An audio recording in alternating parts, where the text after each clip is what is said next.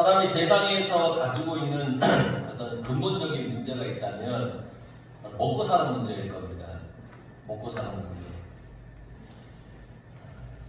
사람이 먹을 것이 없다고 한다면 아마 그것에 대한 염려는 말로 다 할 수 없을 겁니다. 야, 이 먹을 것이 없네? 그러면 너무너무 염려될 거예요. 먹지 못해서 굶주린다면 그 허기를 채우기 위해서 무슨 짓이든 할 수밖에 없는 것 아니겠습니까? 유대 전쟁사를 보게 되면 로마군이 예루살렘을 점령하기 위해 사용한 방법 중에 하나가 뭐냐면 성을 에워싸고 그 유대인들의 식량이 다 떨어질 때까지 기다리는 겁니다. 그러니까 성을 에워싸고 있으니까 식량에는 한계가 있지 않습니까? 성 안에 이 식량이 다 떨어질 때까지 기다리는 거예요. 먹을 것이 다 떨어진 유대인들은 급기야 어떻게 했냐면 사람까지 잡아먹는 일이 벌어졌습니다. 먹을 것이 없어서. 근데 그것도 다 한계가 있죠. 모두가 다 그렇게 하지 못하죠. 어쨌든 막 그런 일들이 있습니다. 먹지 못해서 바짝 마른 그들을 이제 로마군이 점령하는 것은 식은 죽먹기입니다. 먹지 못해서 힘도 없고 그렇기 때문에 이 유대의 성을 점령하는 것은 아주 수월한 그런 일이었다는 겁니다. 그만큼 먹을 것이 없으면 심각해지는 것이죠. 일제강점기 때에도 고문 중에 가장 힘든 고문이 막 주리를 비틀든지 아니면 채찍을 치든지 이것보다 더 고통스러운 고문이 뭐냐면 한 3, 4일을 쭉 굶겨놓고는 그 앞에서 진수성찬을 펼쳐놓고 막 앞에서 먹는 거예요. 그러면 3, 4일을 굶었던 사람이 그걸 쳐다볼 때 그 고통은 이 배고픔의 고통을 이기지 못해서 10중 8구 다 무너졌다라고 하는 그런 이야기도 있습니다. 이처럼 먹을 것이 없게 된다는 공포와 염려는 사람으로 하여금 어떤 극한 긴장과 스트레스를 받게 합니다. 먹을 것이 없다? 스트레스. 그 사람이 어디서 오늘 한 끼 먹을까라고 그것을 염려하고 고민해야 된다면 그 사람은 정말 괴로운 삶이 아니겠습니까? 제가 신학교를 다닐 때 간혹 이제 이 돈이 떨어질 때가 있어요. 생활비가 떨어지면 생활비만 떨어지는 것이 아니라 꼭 같이 떨어지는 게 뭐냐면 쌀이 또 같이 떨어집니다. 희한합니다. 생활비가 떨어지고 돈이 없으면 쌀도 같이 없어집니다. 그러니까 이제 밥을 먹을 수가 없잖아요. 그러면 걱정이 앞섭니다. 야, 어떡하지? 먹을 것이 없어서 굶어보니까 하루에 일용할 양식이 얼마나 감사한 일인지를 그때 아주 절실하게 깨닫게 되었습니다. 지금 우리는 하루에 끼니를 걱정할 만큼 그렇게 살지 않지 않습니까? 여러분 중에 끼니를 제대로 먹지 못해서 먹을 게 없어 제대로 먹지 못해 어려움을 겪는 경우가 있습니까? 있는데 먹기 싫어서 안 먹는 경우도 있어도 정말 먹을 것이 없어서 굶주리는 그런 경우는 없을 거예요. 오히려 요즘 세상은 너무 많이 먹어서 살이 쪄서 그걸 살을 빼더라고 염려하는 그런 세상이 아니겠습니까? 물론 지금도 굶주림에 고통을 당하는 사람들이 있긴 합니다만 우리 중에는 그렇지 않다는 겁니다. 그렇기 때문에 우리는 하루에 일용할 양식에 대해서 감사하는 마음을 잊어버리고 살아갈 때가 있어요. 여러분 식사 기도할 때 하나님 감사합니다라는 그런 식사의 기도를 할 때 정말 감사하는 마음으로 여러분 해야 되는데 이 식사 기도가 너무 습관적인 기도가 될 때가 있다는 거 아닙니까? 눈 감았다가 아무 의미 없이 그냥 한마디 감사합니다 라고 하면 식사할 때가 많지 않습니까? 왜 그러느냐? 하루의 양식을 어렵게 구하지 않아도 되기 때문에 이 일용할 양식에 대해서 깊은 감사를 잊을 때가 있다는 거예요. 그래서 우리는 먹을 것을 주신 하나님께 진정한 감사를 회복하며 살아야 됩니다. 여러분 주신 것에 감사하는 그런 회복의 삶을 살아가시길 바랍니다. 이스라엘을 보세요. 그들이 애굽에서 나왔죠. 먹을 것을 가지고 나왔어요. 무교병이잖아요. 누리기 없는 빵. 급하게 먹어야 되니까. 간단한 것들을 가지고 나왔어요. 그런데 그게 다 떨어졌어요. 더 이상 먹을 것이 없어요. 그렇다고 해서 먹을 음식을 장만할 곡식이 그들에게 있느냐? 곡식도 없어요. 아무것도 없어요. 그래서 그들은 하나님께 불평을 털어놨습니다. 굶어 죽게 생겼다는 거예요.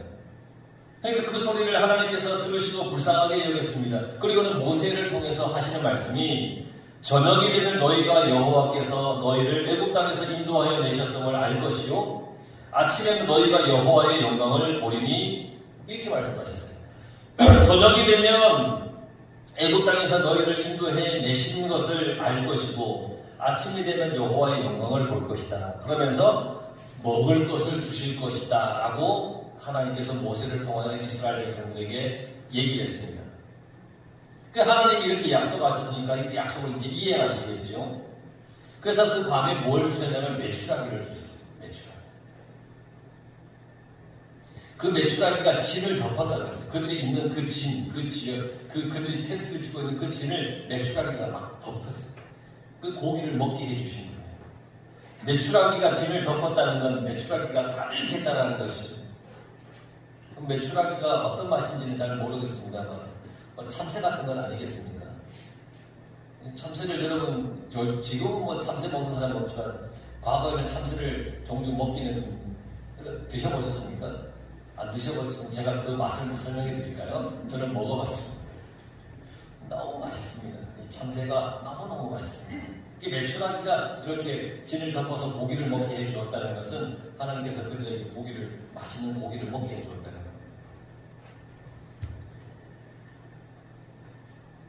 조금 주신 것이 아니죠. 진을 덮었습니다. 풍성하게. 그래서 디모데전서 6장 17절에 보면 네가 이 시대에 이 세대에서 부한 자들을 명하여 마음을 높이지 말고 정함이 없는 재물에 소망을 두지 말고 오직 우리에게 모든 것을 후히 주사 누르게 하시는 하나님께 두며 라고 했어요. 하나님께 소망을 두면 하나님께서 하나님의 자녀에게 풍성하게 주신다는 거예요. 이스라엘은 풍성히 주시는 하나님의 은혜로 이 메추라기를 풍성하게 배불리 먹을 수 있었어요.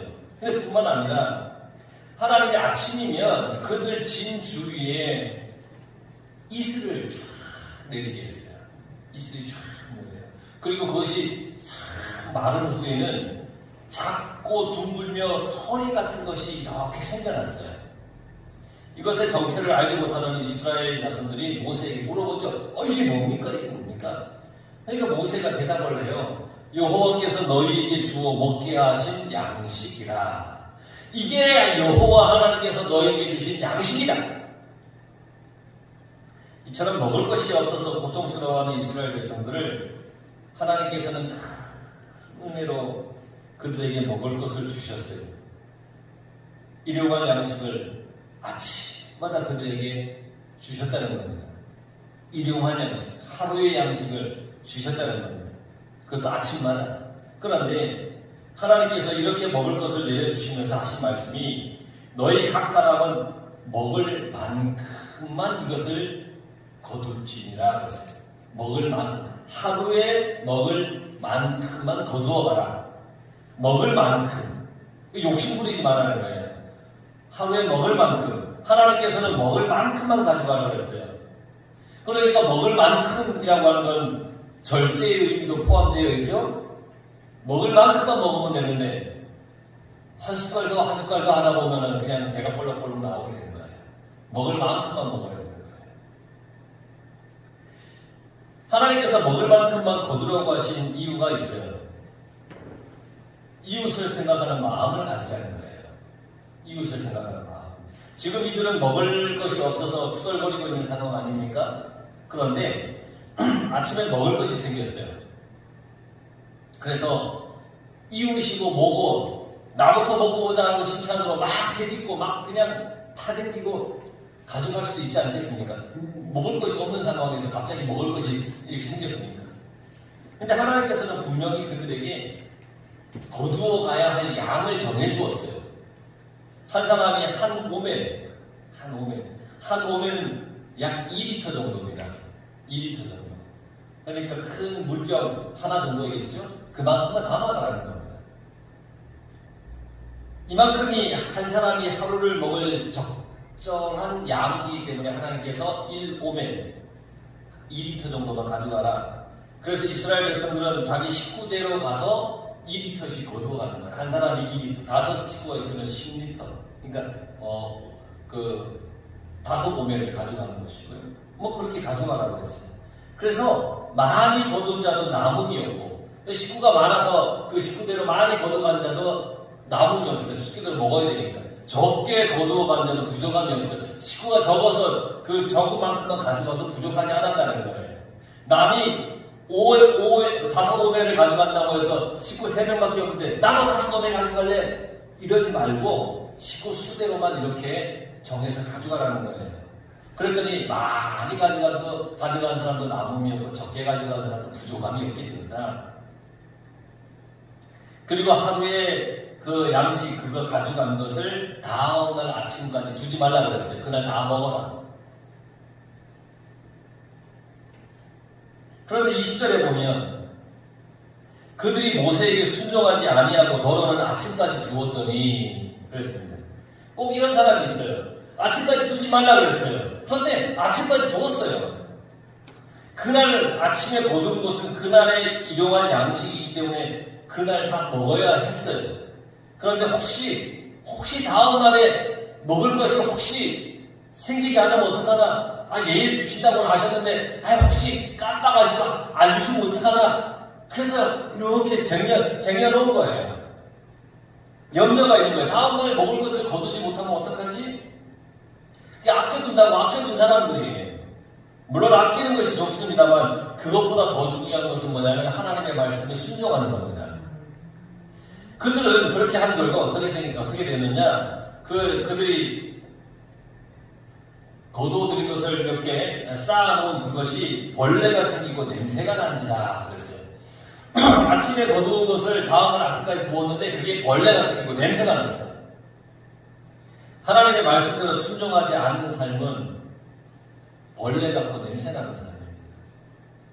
말씀에 순종하지 않는 삶은 마치 벌레와 같고 냄새가 나요. 순종하지 않는 인생은 벌레같이 혐오스럽습니다.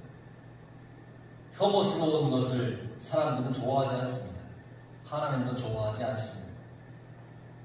또한 믿음의 향기가 나는 것이 아니라 불순종의 벌을 받게 되는 겁니다. 아름다운 에덴에서 쫓겨난 아담과 하와처럼 죄로 인해 썩어가는 인생이 된다는 겁니다.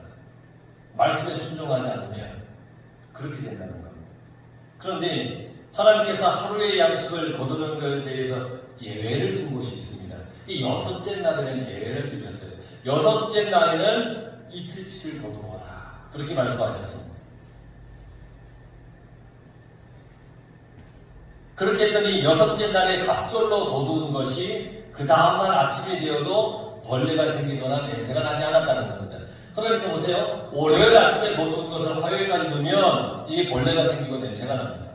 화요일도 마찬가지고 수요일도. 그러나 토요일 아침에 거둔 것은 그 다음날 주일까지 둬도 벌레가 생기거나 냄새가 나지 않았다는 겁니다. 하나님이 그렇게 하라고 하신 겁니다. 이렇게 하신 이유가 뭐냐? 안식해야 할 그 날에 온전한 안식을 취하라는 겁니다. 이날이 여호와의 안식일이라 그렇게 말씀하셨습니다.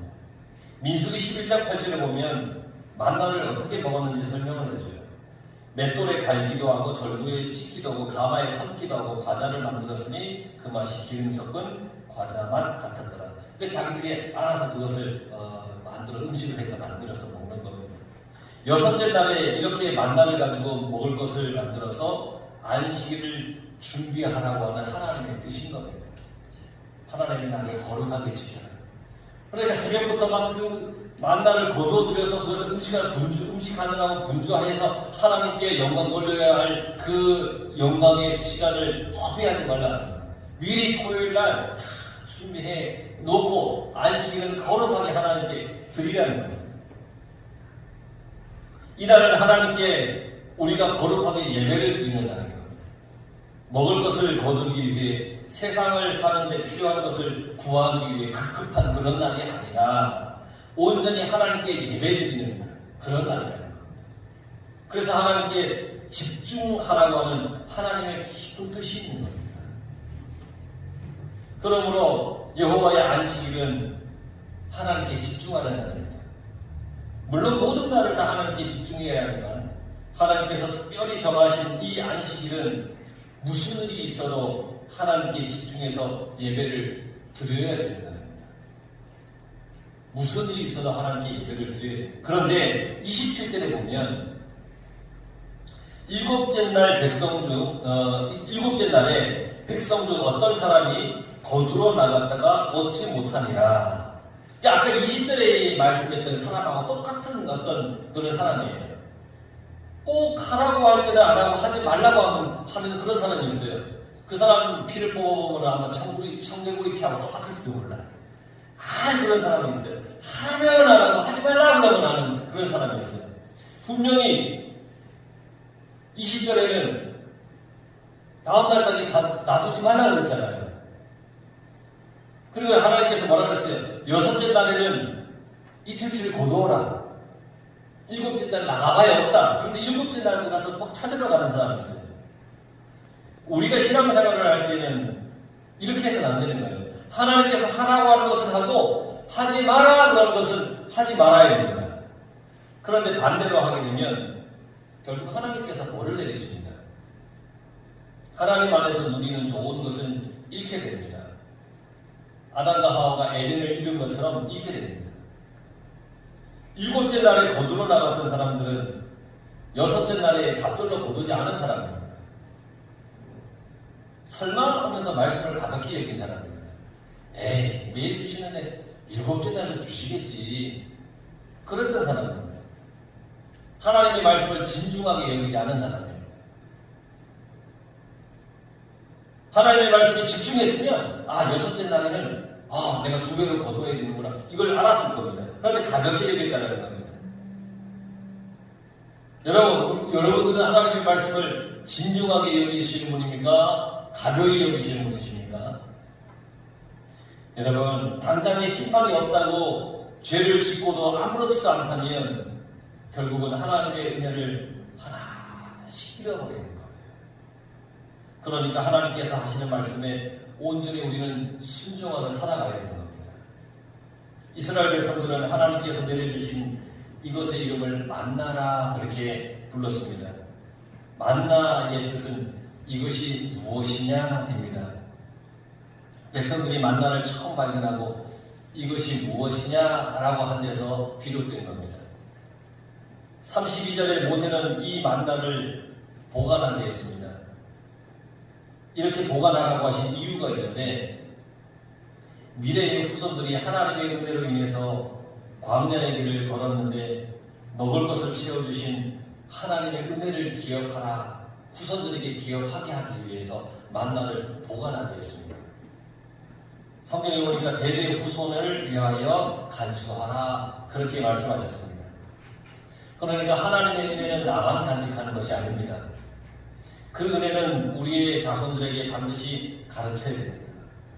그들이 하나님의 은혜 속에서 살아가도록 나의 신앙을 자손들에게 가르쳐야 됩니다. 그러기 위해서 내가 먼저 하나님을 향한 열정적인 믿음을 가져야 됩니다. 순종의 믿음을 가져야 됩니다. 하나님을 경험하고 하게 되고 그리고 그 자녀들에게 그것을 전할 수 있도록 내가 열정적이고 순종적이 되어야 된다는 거예요. 모세와 아론은 만나를 항아리에 한 오멜을 담아서 간수했습니다. 그리고 그 간수하는 방법으로 증거판과 함께 간수했습니다. 증거판, 십계명. 그러니까 만나는 하나님의 사랑을 상징하고 이야기하는 것이고 증거판은 하나님의 공의를 얘기하는 겁니다. 그러니까 하나님은 공의와 사랑을 동시에 가지고 있음을 보여주고 가르쳐주는 겁니다. 만약에 하나님께서 하나님의 심판만을 위한 분이라면 우리는 벌써 이 땅에 없겠죠? 그러나 심판과 함께 하나님은 사랑의 하나님이시기 때문에 지금도 길이 우리를 기다려주시고 참아주시는 그런 하나님이십니다. 그래서 아주 중요한 사실은 이렇게 내려진 이 만나는 이스라엘 백성들이 가나안 땅에 들어가서 그곳에서 정착해서 첫 소산물을 얻을 때까지 하나님께서 내려주셨다는 겁니다. 약속의 땅에 들어가서 그곳에서 먹을 것을 거둘 때까지 하나님께서 그들에게 먹을 것을 주셨다는 겁니다. 이것은 우리가 이 세상에 사는 동안 필요한 양식을 천국 가는 그날까지 주시겠다는 겁니다. 감사하죠. 이게 은혜이고 사랑입니다. 그래서 예수님께서 말씀하셨어요. 무엇을 먹을까 무엇을 마실까 염려하지 마라. 우리가 그의 나라와 그 의를 구하면 이 모든 것을 주시겠다. 그렇게 말씀하신 겁니다. 그러니까 이 세상을 살아가면서 믿음의 사람들은 세상이 주는 염려와 걱정을 주님께 맡기는 그 믿음이 있어야 됩니다. 먹을 것이 없다고 염려 근심하는 것이 아니라 그 또한 하나님께 맡기면 하나님께서 주시는 겁니다. 그리고 우리가 해야 할 일은 나에게 일용할 양식을 날마다 주시는 그 하나님의 은혜에 감사하며 살아가는 겁니다. 이스라엘은 40년 동안 하나님께서 주시는 그 만나를 먹었습니다. 우리는 일생 일용할 양식을 주시는 하나님의 은혜를 만나며 살게 될 겁니다. 날마다. 그래서 하나님께 우리는 감사하며 살아가야 됩니다. 우리에게 영육의 모든 것을 채워주시는 하나님께 날마다 감사하며 살아가시기 바랍니다. 매일 주시기 때문에 하나님에 대한 감사의 마음이 무뎌져서는 안 됩니다. 매일 주셔도 매일 감사해야 되는 겁니다. 이 믿음과 이 신앙이 사라져서는 안 됩니다.